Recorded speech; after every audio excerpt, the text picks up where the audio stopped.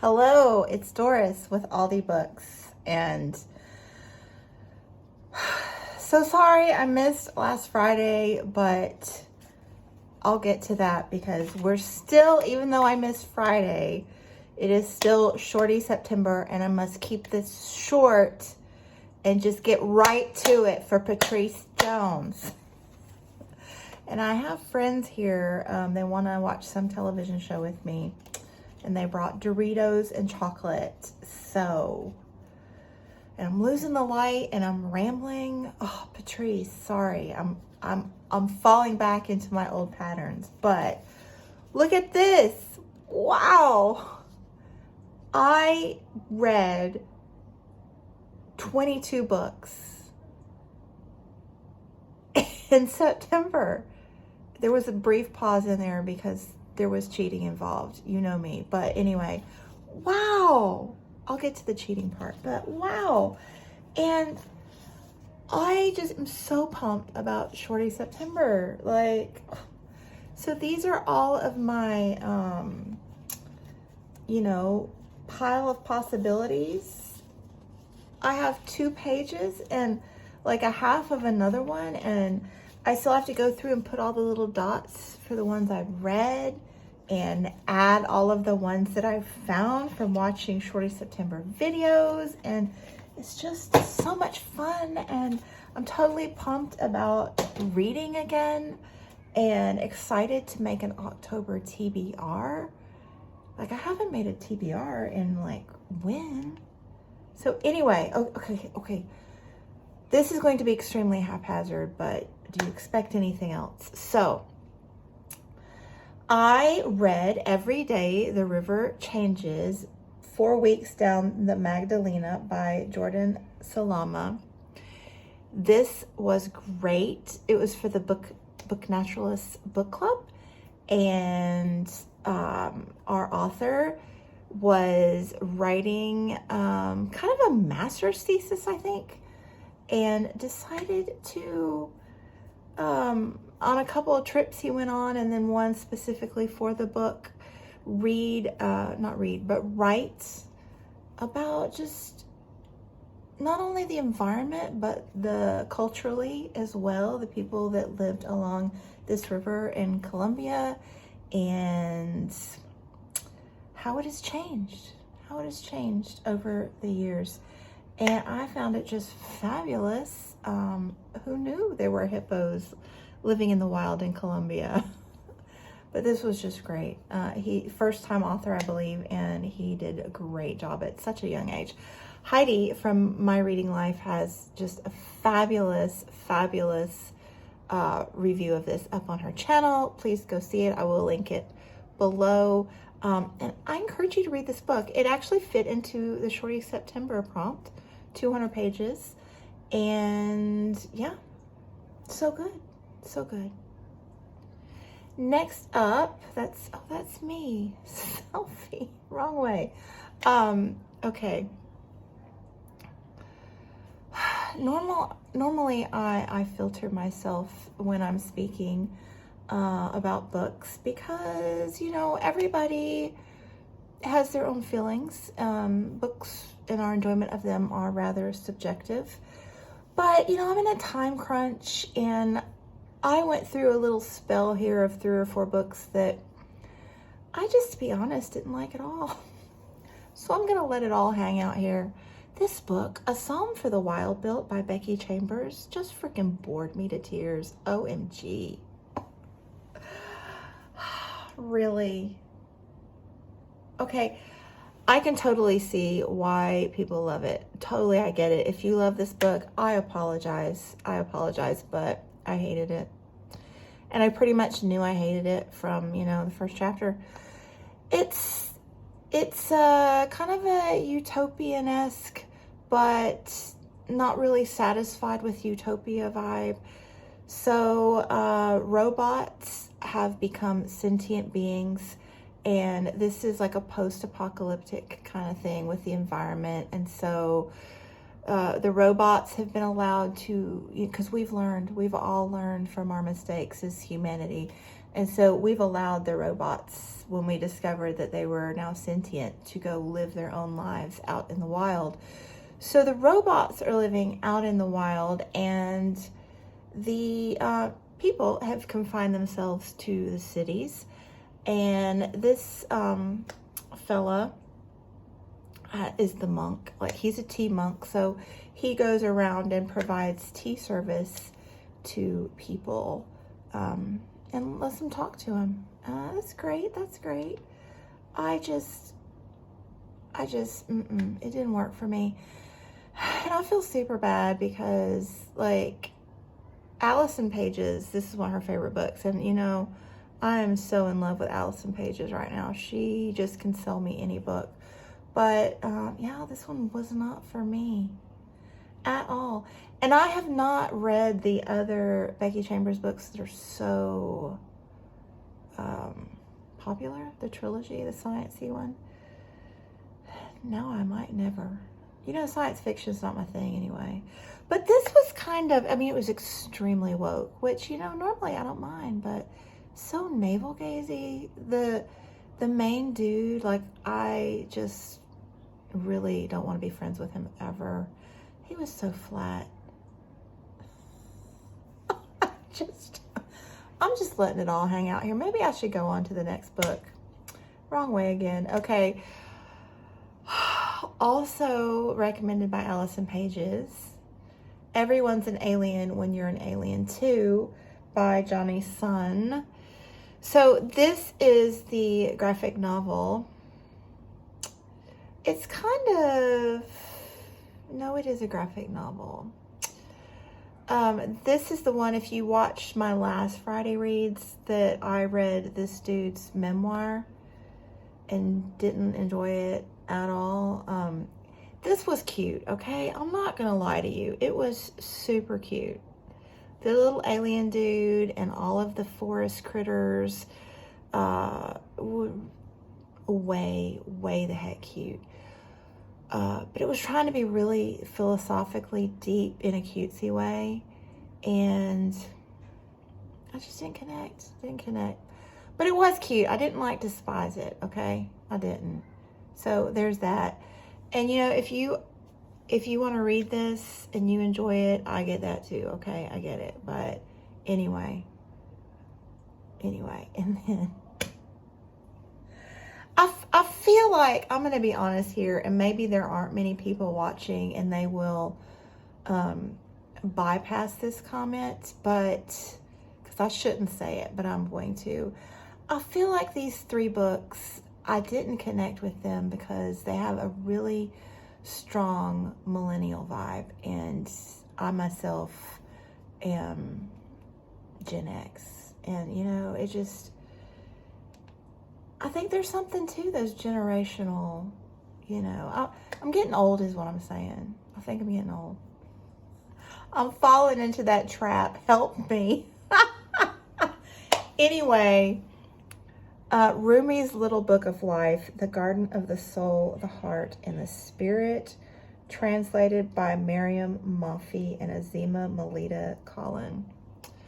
So, I watch Emmy and Caroline. I don't know if you guys know them. They are post-college students. So when I started watching them, they were still at university. And actually, Emmy's not quite finished. But she's, like, had to take an extra year or 2 for reasons. But, like, I really, really enjoy their channel. I really enjoy listening to them talk about books. And they read a lot more classics and intellectual stuff. And they have that whole, they were doing the Dickens versus one of the Russian dudes, y'all. I'm not collected here. Am I ever? But anyway. So Emmy reads this poet with just a 1 name word for his name, and I have never written it down, but she talks about him periodically from time to time. And so I was like, I'm gonna read one of those poetry collections, for Shorty September. That's what I'm gonna do. And I thought it was Rumi, okay? I thought it was Rumi, and it might be Rumi. It's not Rupee, because I looked that one up too after I read this one, and that's the Milk and Honey chick, which, you know, more thoughts on that. But anyway, that's another book in another time in my booktube history. But anyway, those are my friends laughing. They're waiting on me. Anyway, maybe you didn't hear that. Anyway, so if you know what one word named poet from back in the day that the college crowds tend to enjoy, and it's not Rumi, please tell me. Please do. So Rumi is from like the 1100s, I believe. And he does that whole beloved thing, meaning like not a girlfriend, but God. I shouldn't put God in air quotes. I didn't mean to do that. I apologize. But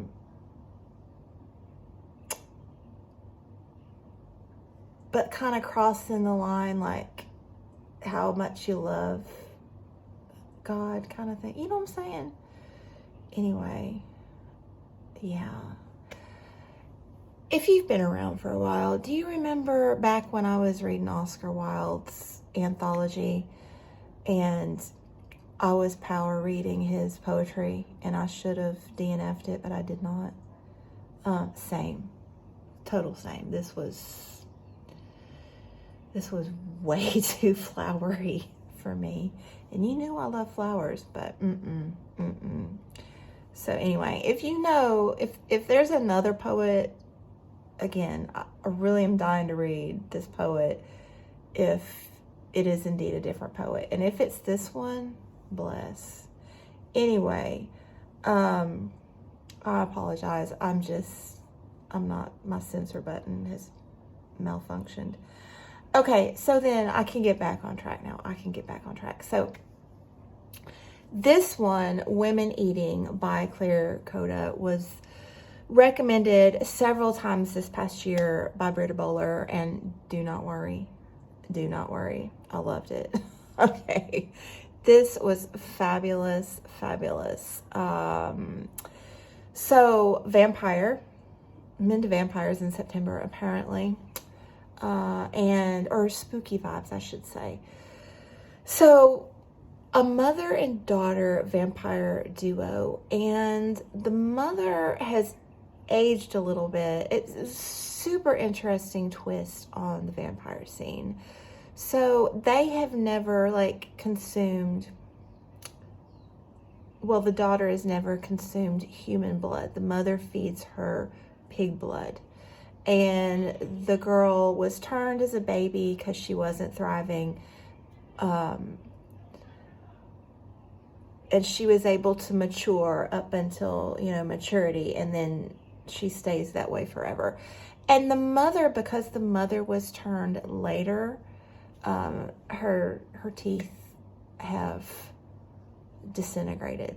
It didn't preserve, the vampire thing did not preserve her teeth. And so the mother is kind of losing it a little bit. And not having her vampire teeth kind of makes her feel more human again and stuff.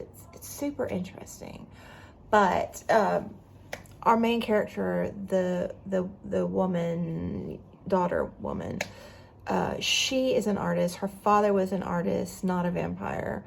And she is have finished university a year ago, and she's taken a position as a kind of a intern type thing at an art exhibit place. And yeah, it's just all about art and about her trying to find her own place in the world as an adult and distancing from her mother. She's put her mother in a home and living alone for the first time, and just super interesting, kind of coming of age as a vampire and lots to think about. The ending I found extremely satisfying. I was worried because it was short, you know, but yeah, this totally worked for me. So good, so good. Then I also read Can't Escape Love by Alyssa Cole. This is one of the Reluctant Royals series, but a novella, so a sidebar. And this is it's not about royals at all. The twin is apparently in the Reluctant Royals series, her twin. And this is just a spin-off of that family. And yeah, I really, really enjoyed it. On a side note, I'm laughing. I cheated 6 times filling out the little zine for the prompts. I cheated 6 times, but this one I had to put down for Dolphin Shorts today. Look at that cover closely. Dolphin Shorts is a book with water on the cover, and they have water glasses. I was so proud. I was just so proud. Anyway, these are 2 tech geeks, and for various reasons, and she has insomnia, and she met him online and can fall asleep to the sound of his voice. And she finds out eventually other things, but you know, it's a romance novel, so good stuff. Very enjoyable. I didn't remember it when I finished because like I was gonna go finish it again, but then I'd already finished, so it's not memorable, but very enjoyable. So then I read, then I was going to read another graphic novel called, it's on my phone, which I'm filming on. I apologize. Dykes. Dykes, an essential something or other. Sorry. Oh dear. But anyway, I thought that was going to be one of those books that I like to read. I'll put it in the notes. I'll put the title in the notes. I thought it was going to be one of those books I really like to read about famous women in history with like 2 or 3 page essays on them, because the title and the cover makes it seem that that's what it is. And I really enjoy those, you know, the graphic histories with essays about famous women, you know. And I thought this one was about famous lesbians, you know, different women who had done things. And it wasn't. It was just like a slice of life about her life. And it was over 400 pages, very word heavy, and I wasn't going to make it. And I just wasn't in the mood. And there was a lot of cartoon sex on the pages. And, you know, reading sex scenes, you can kind of skim it. And sometimes you know, anyway, I'm going to stop there. But I find cartoon sex pictures awkward. They just, I get embarrassed. So, and they were on every page, so it wasn't my kind of book. But if you like scintillating cartoon sex, that might be for you. I'll link it below. Anyway, so then I needed another nonfiction because, you know, my OCD had kicked in, and I realized that I was reading 2 fictions to 1 nonfiction in a pattern, like right here. I realized it right away. And so, of course, I must continue the pattern because that's how I do things. So I was here and I needed another nonfiction. So I picked up Wake, The Hidden History of Women-Led Slave Revolts by Rebecca Hall, illustrated by Hugo Martinez. This was another recommendation from Britta Bowler, and again, really good. Thoroughly enjoyed this, learned a lot from it. So this woman You can see here, Rebecca Hall is a historian, and this was, again, she turned her doctoral thesis into this book. And so it does. It documents her journey researching the book, interspersed with the research that she finds, and also the difficulties in finding the information, the obstacles she runs across in that, and how little information there is for obvious reasons. So it's super interesting, and the drawings were great.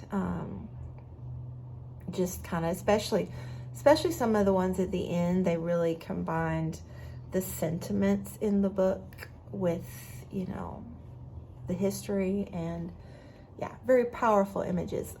I will say that Hugo, bless his heart, cannot draw babies. Those were awkward.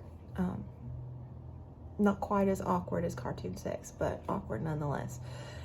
And then today I finished I Who Have Never Known Men by Jacqueline Hartman.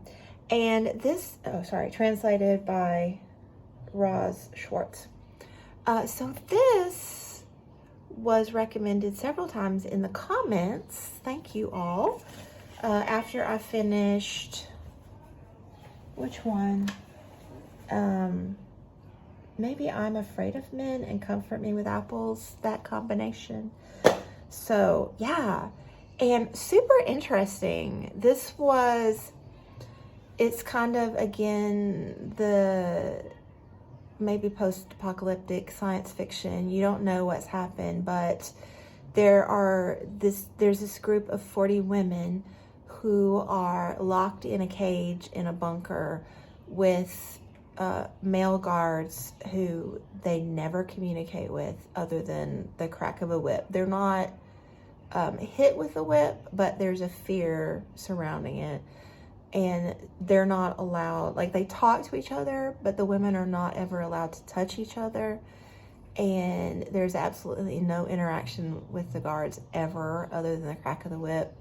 They're there for years, and then, should I tell you this? I think I will. No, I won't. Anyway, it's very interesting. I was interested from start to finish. Just like wondering what was going to happen. So yeah, and that was another cheat, I have to tell you. Sorry to be vague, but I think it's short, and part of the interesting thing is wondering how things are going to turn out. So I don't want to spoil. Like, if it was a 300, 400 page book, I'd totally tell you, but 200 pages, I can't do it. I can't. So I used that one for a modern classic, and I asked Heidi if I could, and she said totally. It was written it was translated to English and published in English in 1998, but it was written in the original French, I believe, in 1995. So I was like, is that a modern classic? I don't know. I mean, I'm getting to be a classic. I did admit earlier that I'm getting old, right? So there you have it. I'm calling, 1995 a classic now, modern classic. So just to recap, I finished my zine. I had to cheat 6 times, but I finished. So for Spanx, I read A House with Good Bones. That was a book with magic and witchcraft. Double feature, no cheating there.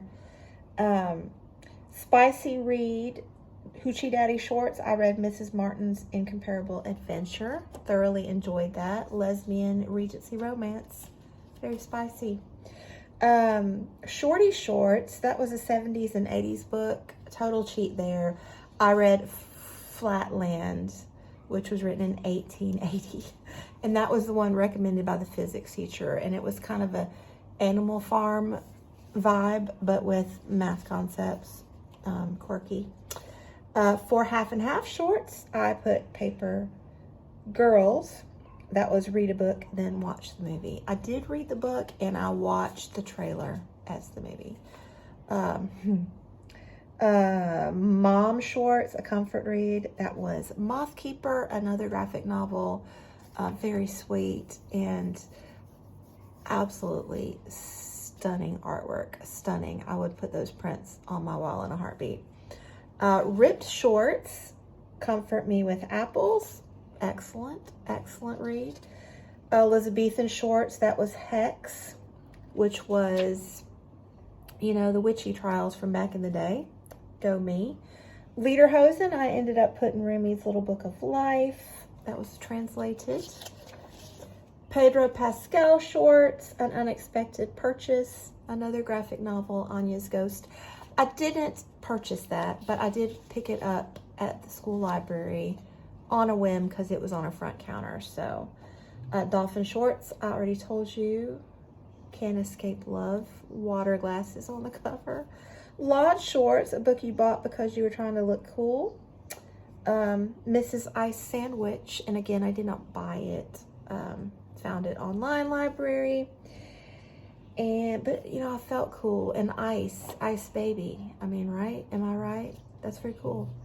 Denim Shorts, Modern Classic. I have never known men. So, thank you, Heather and Bert and Sean. Oh, what a great readathon. I cannot believe I've never participated before. I mean, I watch their videos faithfully every year and watch the final vlog today. So yes, if you've never done Shorty September, I highly recommend it. I highly do. Anyway, I gotta go watch TV now, so, and eat Doritos and chocolate, and drink Coke and what have you. So thanks so much for watching, and I'll be back soon because I gotta do my October TBR.